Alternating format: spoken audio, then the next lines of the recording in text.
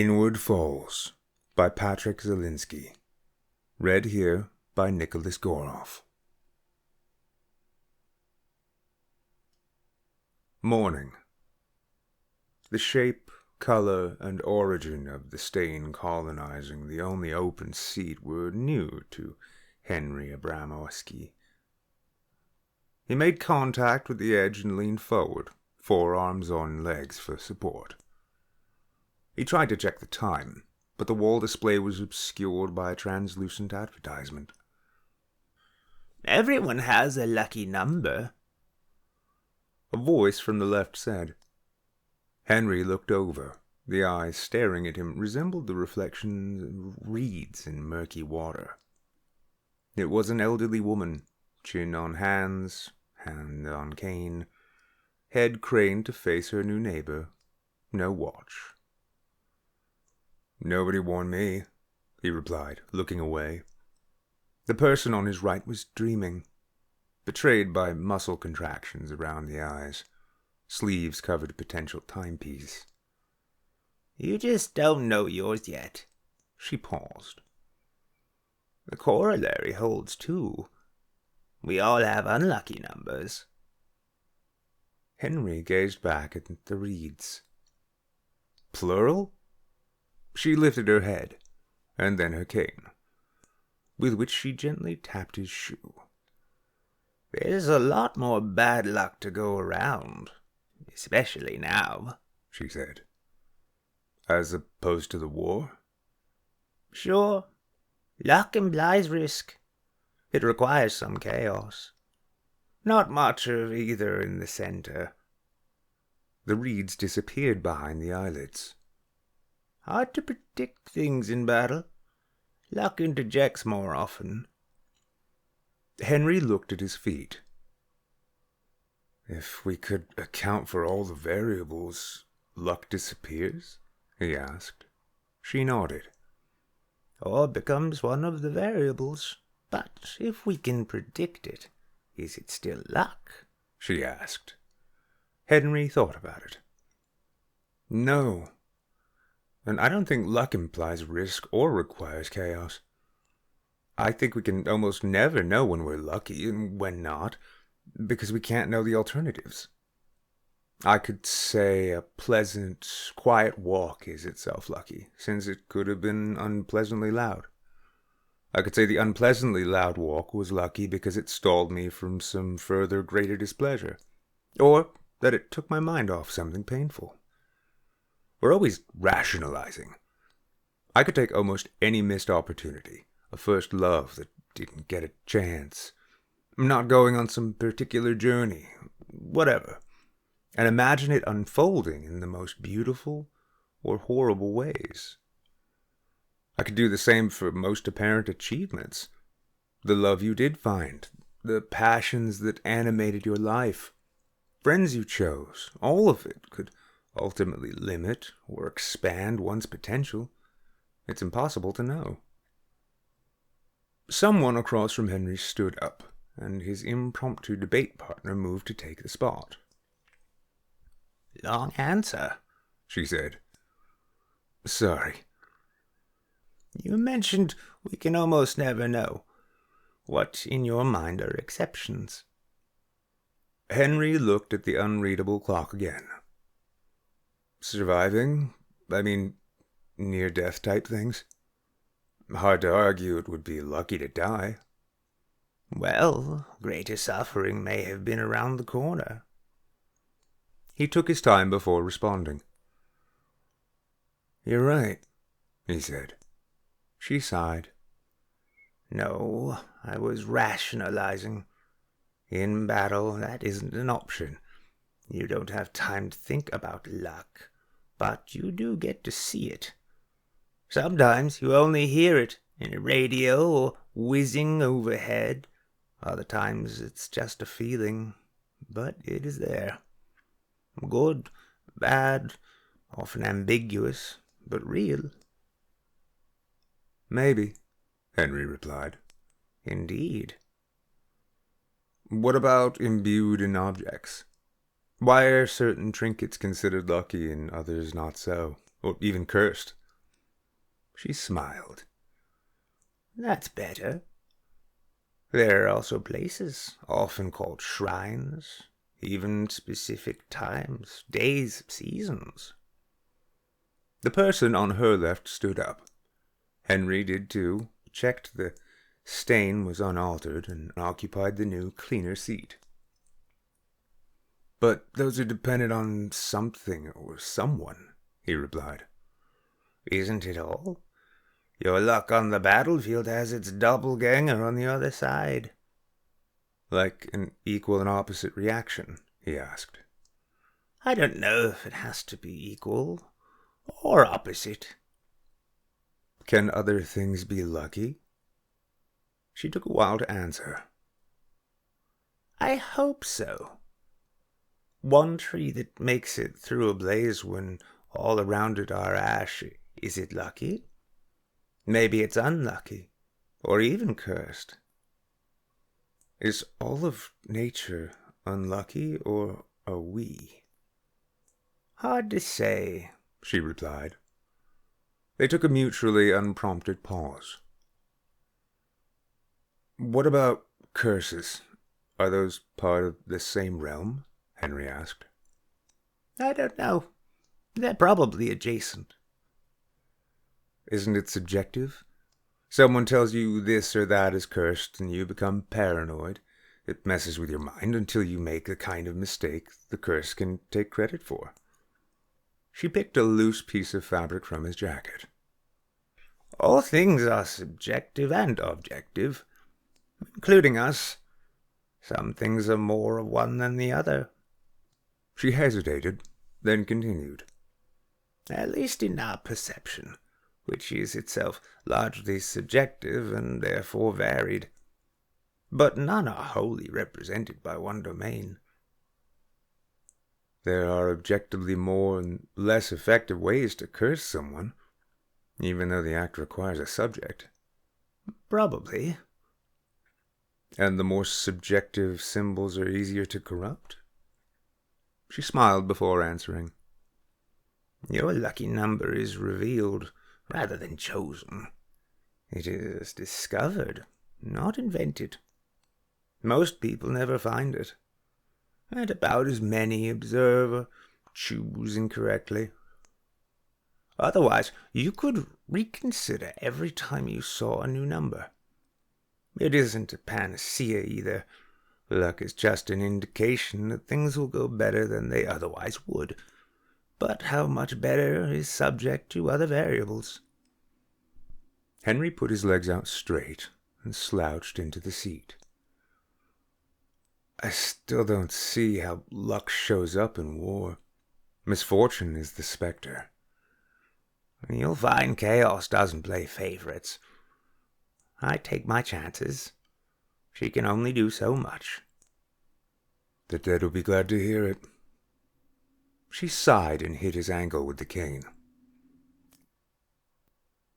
Henry recoiled a bit, but didn't audibly affirm the surprising power. I guess you were lucky. You hit the only pacifist on the platform, he said. She's still with me sometimes, and not the only one. Maybe the better one, she said, putting the cane in her lap. Why the feminine? Is misfortune male in nature? It might be, but I use the feminine for chaos. Fortune has a similar, if not derivative, spirit. Why does a pacifist need bandanas?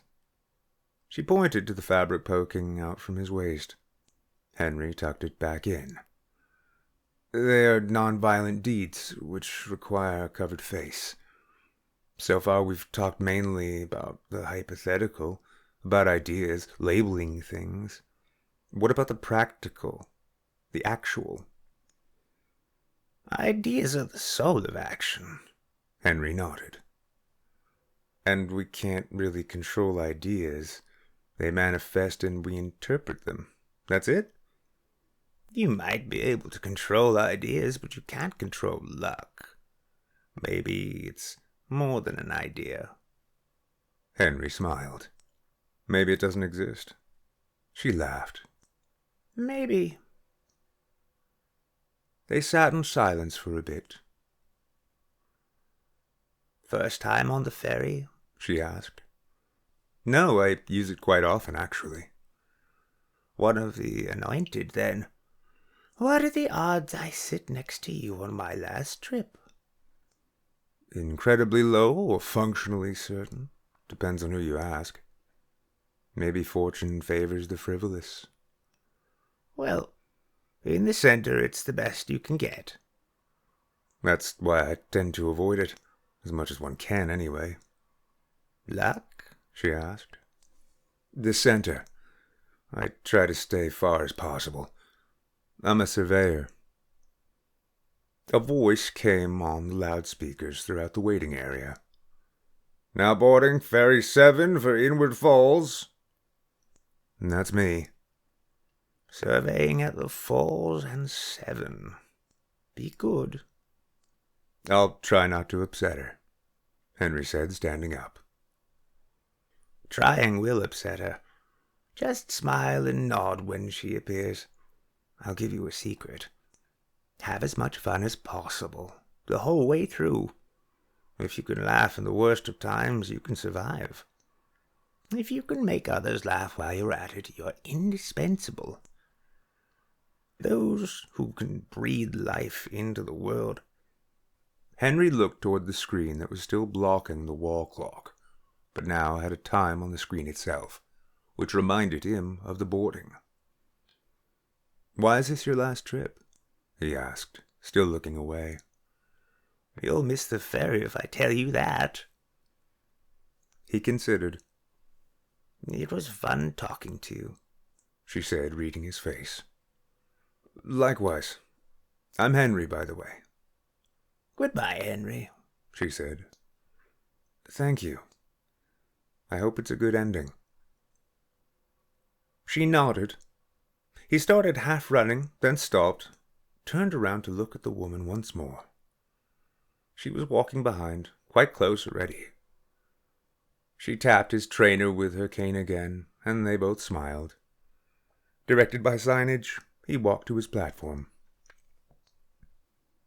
The entire central station was massive and crowded, but impeccably well maintained, as if nobody had previously walked its floors, spilled their complimentary drinks, fogged a glass display with their breath, left so much as a fingerprint behind.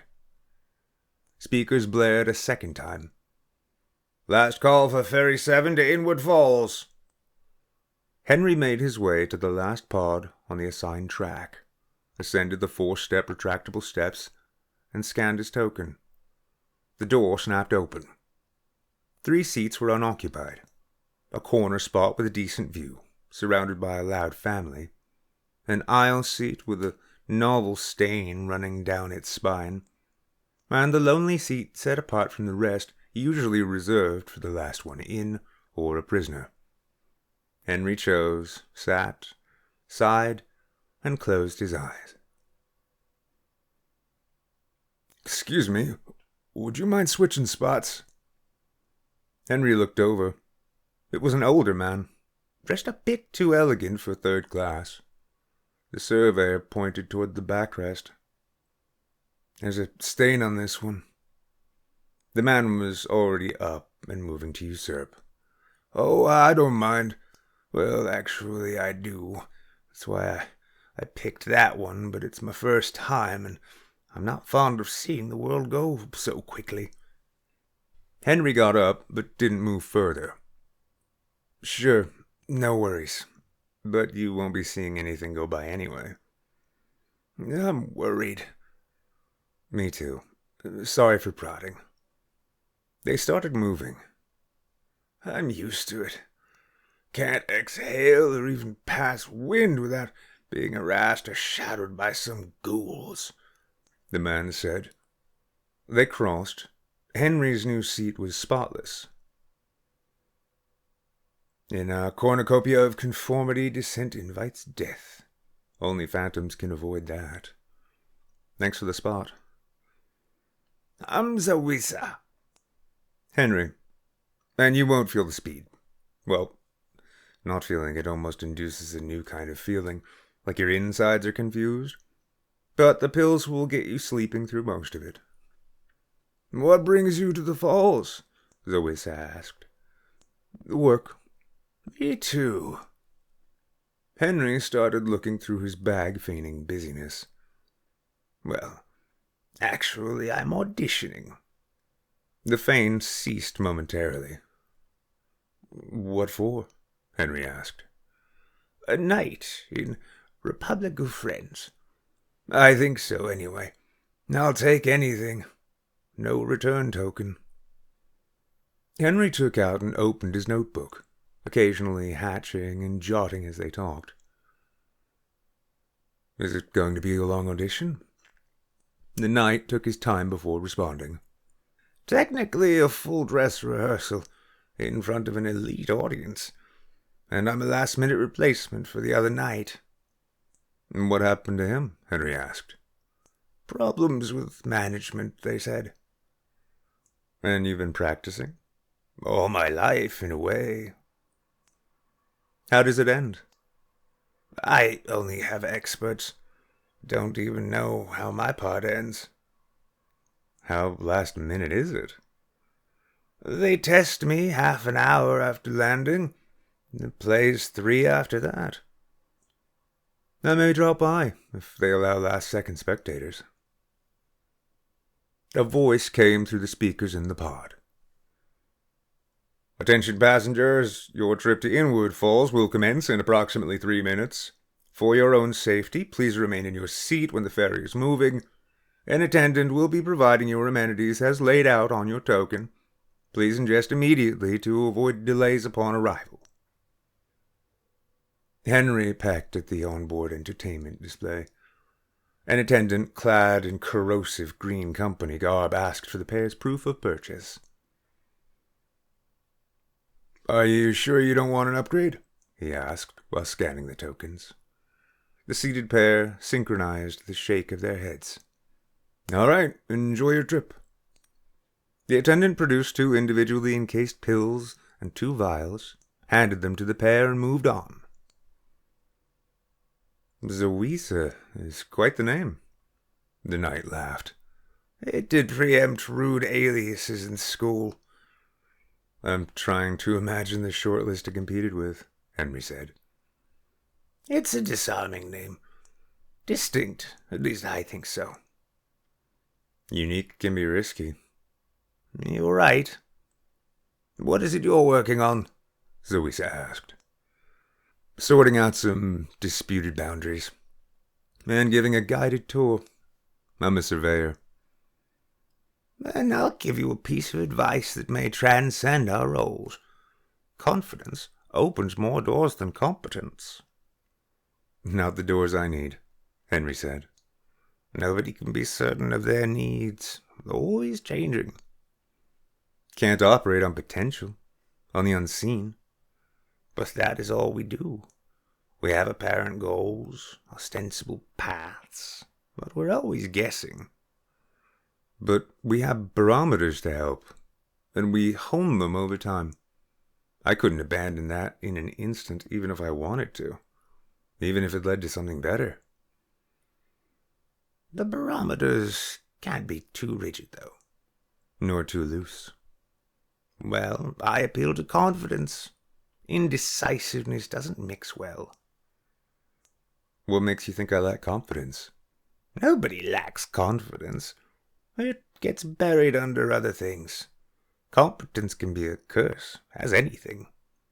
You need the proper mix. Is there a proper mix? I don't know, but it's worth looking for. The speakers came on again. 1 minute to launch. Cheers, Henry said, smiling, and put his hand out. Good luck with the boarders, said the knight. As they shook hands, he slipped Henry another encased capsule. Zoisa washed his single down with enthusiasm, put on his safety belts, laid back, eyes closed. Whereas the attendant's brand-name sleep aid matched his outfit, almost transparent, Zoisa's contraband was of a much darker and more opaque variety. Henry swallowed both, fastened his belts, and promptly lost consciousness. The surveyor's dream was interrupted by the speaker system welcoming announcement. Zawisa was already on his feet and ready to leave. The pod was almost empty. "It'll take about an hour to kick. Good luck," he said, and started walking. "Thank you. Likewise," Henry replied. The surveyor collected his things and waited for everyone else to get off. He ripped a page from his notebook, folded it, and flicked it like a skipping stone under the seats in front of him. "Enjoy your stay," the attendant said as Henry left. Stepping down and off, Henry looked at the entirely glass exterior of the station and the bleak emptiness beyond. An impossible-to-miss sign stated all of Inward Falls, minus the floors, was encased in glass, and that it was the only mapped location on the central network that let people peek at the outside. Henry made his way from the platform toward a moving walkway tunnel which connected it to the wider complex. The one way in or out of the falls. These twin walkways were always busy. Another sign warned that the platforms moved quickly, and that standing still was strongly recommended. Henry ignored it, as he had on previous occasions, and walked along, receiving disparaging looks as he did. "Who rushes to a resort?" one person pondered aloud. "The workers do when we're late," said Henry. "I'm going to work, and I'd walk the other way if I could," another voice said, achieving a few laughs. Henry turned and continued backward for a bit, to a few more laughs. A new disembodied voice came over the intercoms as he faced forward. "Welcome to Inward Falls. Before your official entry is recorded, please enjoy the largest art gallery outside of the center, featuring some of the greatest artwork humans have amassed, including rare pieces from before the war. A reminder that the penalty for touching artwork is severe. Some of the artists are in attendance, and they may be harsher than the authorities if their work is tampered with. No open food or drink in the gallery except water and sustenance pills. Limit of 1 hour per person per day after arrival and before departure. All pods into and out of the falls are temporarily halted while we investigate a possible threat. Enjoy your stay. Avoid flaunting wealth and refrain from shopping with unlicensed vendors. Thank you." As Henry stepped off the walkway, he glanced at the wall of earpieces, meant to accompany one's tour, ignored it, and kept walking. The gallery was grand. High ceilings, fancy floorboards, guards, attendants. Paintings, propped up on large barricades, rendered it a sort of maze. Henry observed the mass of new arrivals rushing through the gallery without noticing any of the artwork, which made sense, given most of the pieces had been up for years. One new work caught the surveyor's attention and stopped him. He took out and opened his notebook, then jotted as he looked. It was a military scene in watercolor, depicting at once a general going into battle in the background and a statue dedicated to him in an identical pose in the foreground. "It's satire," said a voice behind him. "I know. The horse is facing the wrong way. Twice," Henry replied without turning. "Thousands of people have already come through today. None of them gave it a second look, except the ones with those damned earphones." "How did you know?" "I painted it." The surveyor turned. "I like your stuff, and I'm no fan of auditory bonuses either," he said. "Thank you. The herd heard nothing. No decent artist paints with the intention of having viewers distracted by someone with a degree in too much debt explaining the bristle-making process, or which market the pigment came from.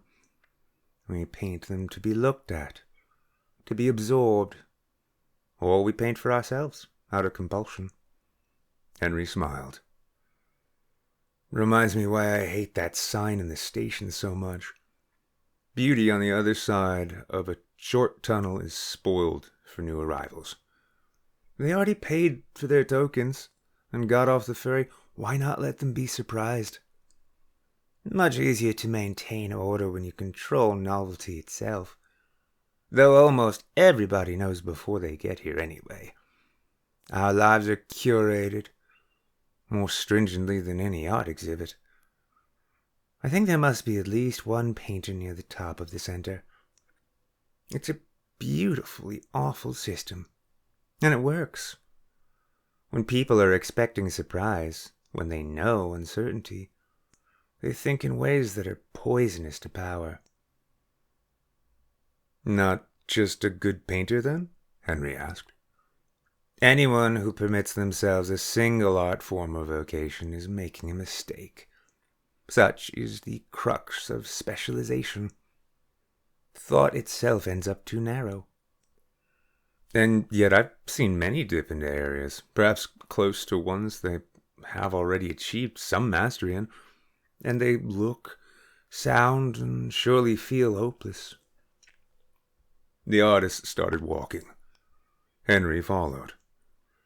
"It's not for everyone, but that which you observe is the product of the entire structure. If from birth to school to work to death, our horizons are narrowed for us, then of course many who try to venture outside the barriers imposed will appear clueless, especially in the early stages. We're taught to condemn and resent those that try to transcend the borders." "I know that. I'm supposed to define the borders. And it's hard to avoid getting in trouble with competing authorities, unified in their disdain for me." "You're the surveyor." "Among other things." The artist sat on a bench facing the piece where they started. Henry followed. "Is it still satire when nobody notices?" "Is it still art when nobody notices?" the artist replied. Henry looked back at the painting as he considered, then pulled his notebook out while he answered.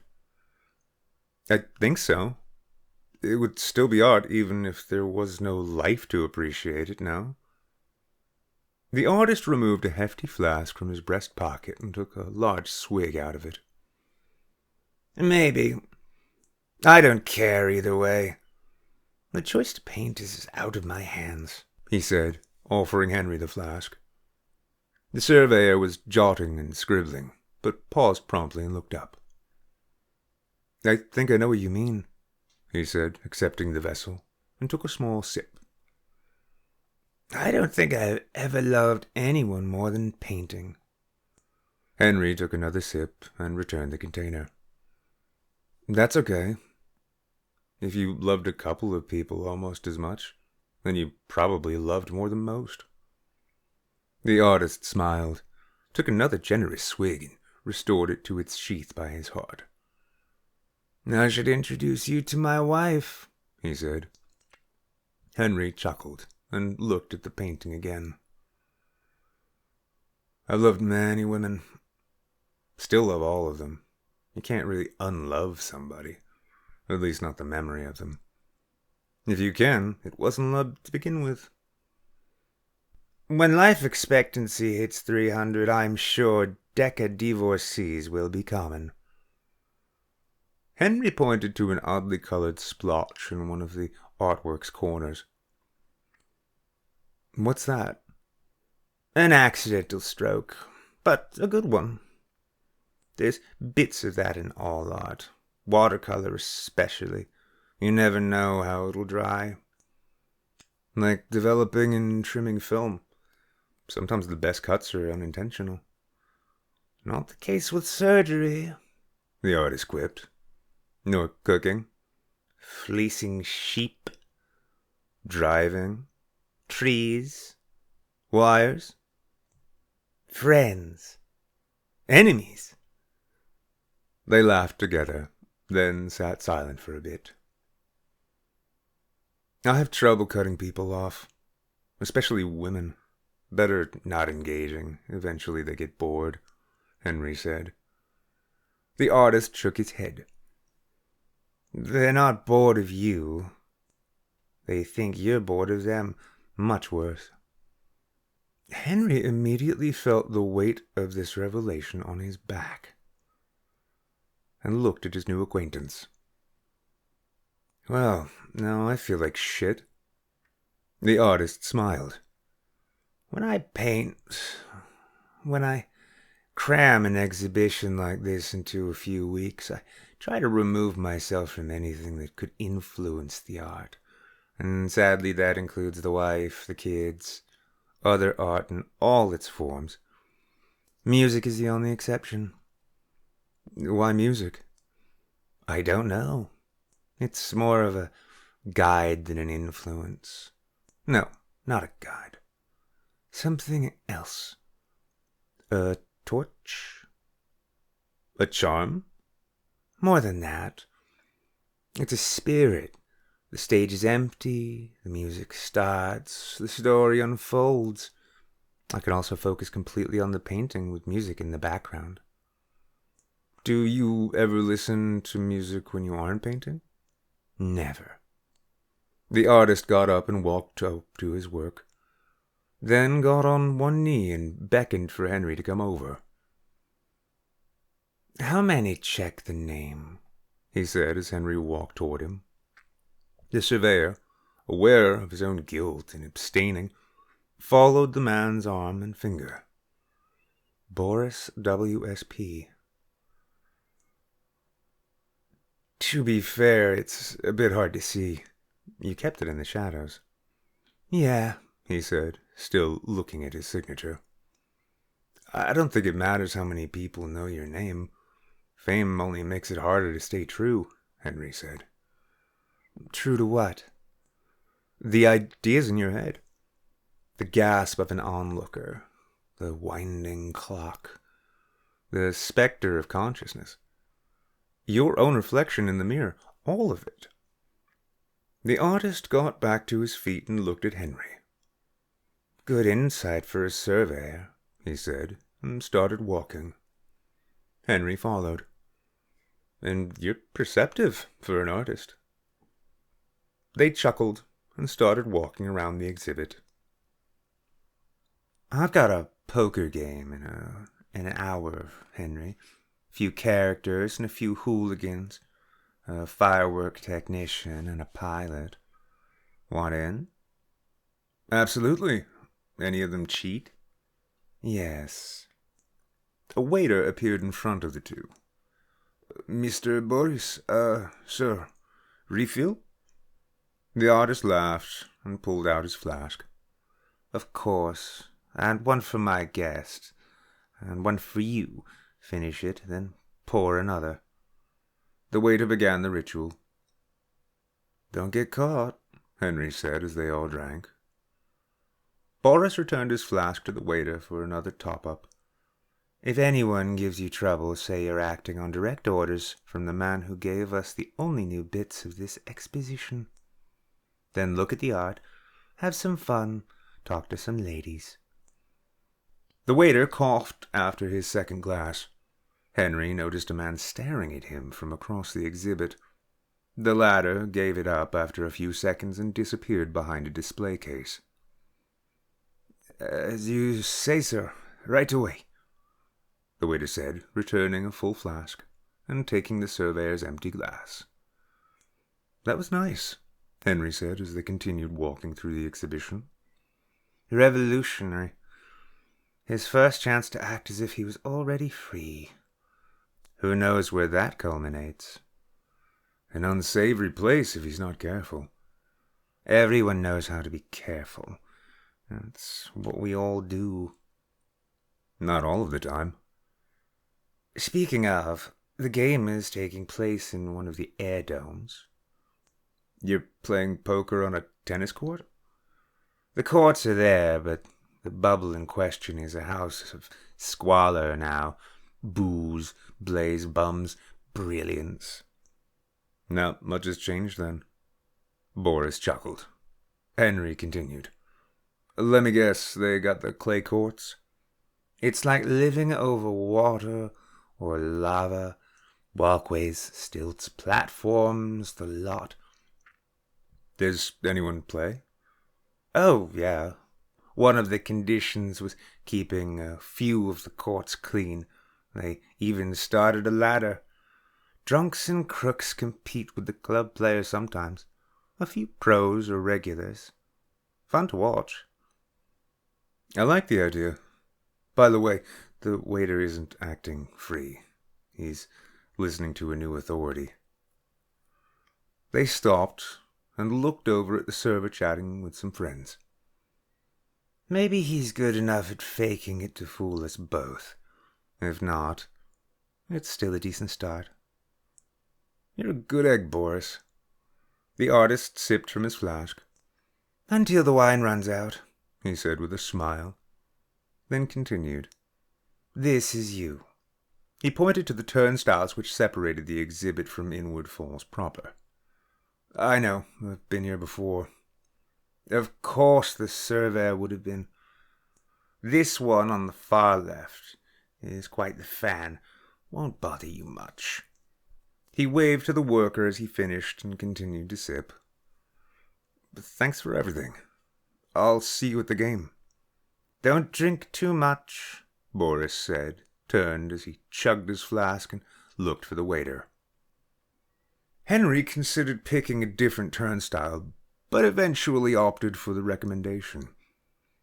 Are you a friend of Boris? I noticed you talking and laughing. I've never seen him laugh, though I only just met him the other day, the worker said. Primarily a fan, but also a friend, Henry replied. Same ferry with the former, and not jealous at all about the latter, she said, and waved him through without any checks. I think he likes you more than me. You think so? He's a bit old for me. He is, more than a bit. Better to be a friend than a muse. Less disappointment.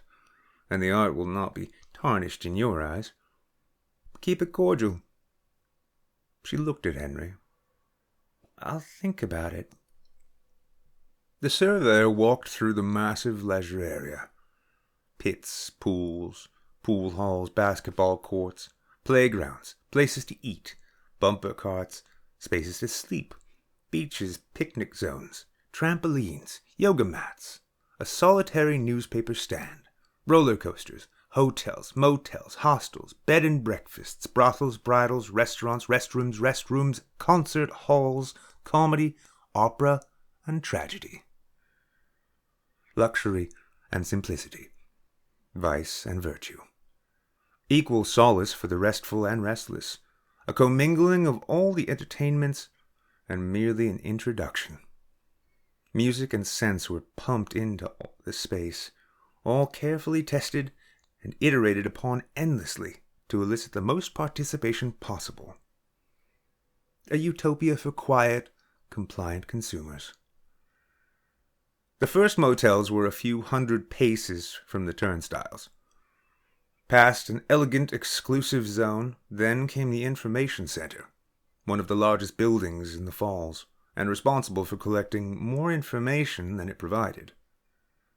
Then a small business plaza, highly valued territory, peddling scooters, souvenirs, stilettos, sangria, and suitcases to fit all the other impulse purchases. Henry went by them too. As he walked, the security kiosks spread further and further apart, and building amenities were listed in larger and larger letters. But everything was still clean, still orderly. He picked a relatively risky-looking building, inside and out, clearly overdue some renovations and in the midst of other repairs, called the Solace Inn. The lobby was poorly lit, but well furnished. How much for a room? He asked the only visible employee. The concierge looked a bit puzzled at first, but adjusted quickly. The cheapest we have is 500cc a night. Does it have a balcony? No, those go for 1,000. I'll take one. Nicest view? Only a few left. 5th floor, 1500 cc. That'll do.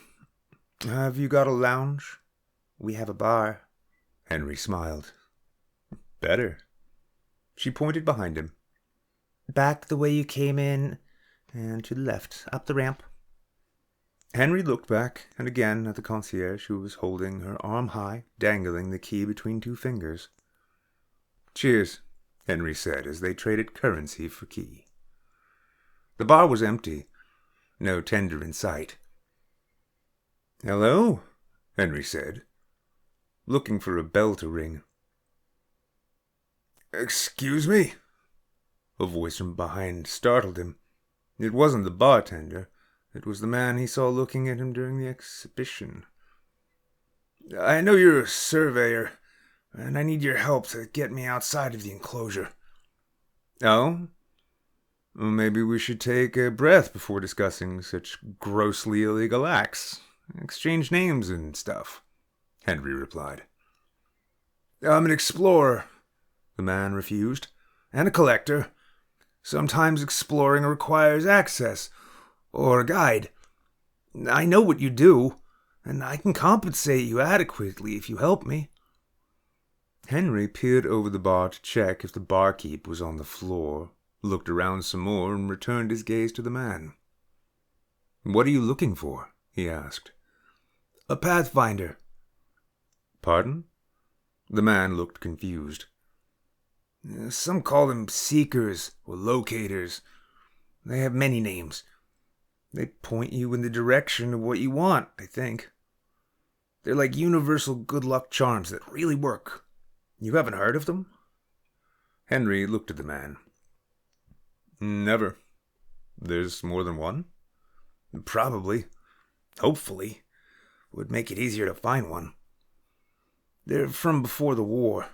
Nobody knows their origins now. Most people don't think they exist. And you need me to... Like I said, get me outside the complex.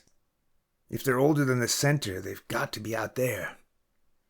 A bartender appeared from behind the counter and took an aggressive stance with both fists on the marble surface, to the visible concern of the 2 men. Are you buying or crying? She asked. He'll get your best wine, red. Both it is, she muttered as they turned. Come on. Henry pointed toward a spot in the middle of all the unoccupied tables. Why the middle? You sit in the corner of an empty bar, the next 5 people who come in here, and the bartender will know it's worth listening in. So? The man asked as they sat. Not necessarily, the surveyor began. Not necessarily what? The owner of one of the casinos could be using one to get money, or the center could be using them all to maintain power. Or they don't exist. There are many possibilities. They don't need to be outside, assuming they exist.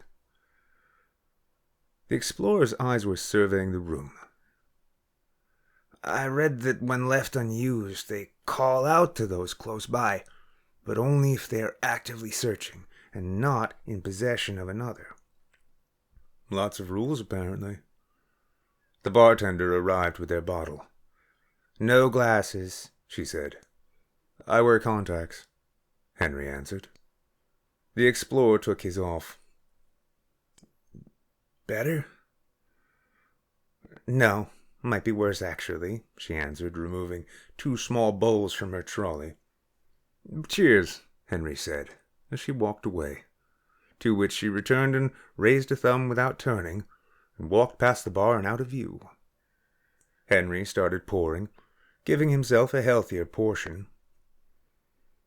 You know, for a place called Inward Falls, there should be an indoor waterfall, the explorer chimed in. You aren't gonna make it outside if you need that, he said, pointing to the man's cane. And there are at least 2 indoor waterfalls, or there were last time I was here. Oh? Well, it is just that big, I guess. And my legs work well enough. This cane serves many purposes.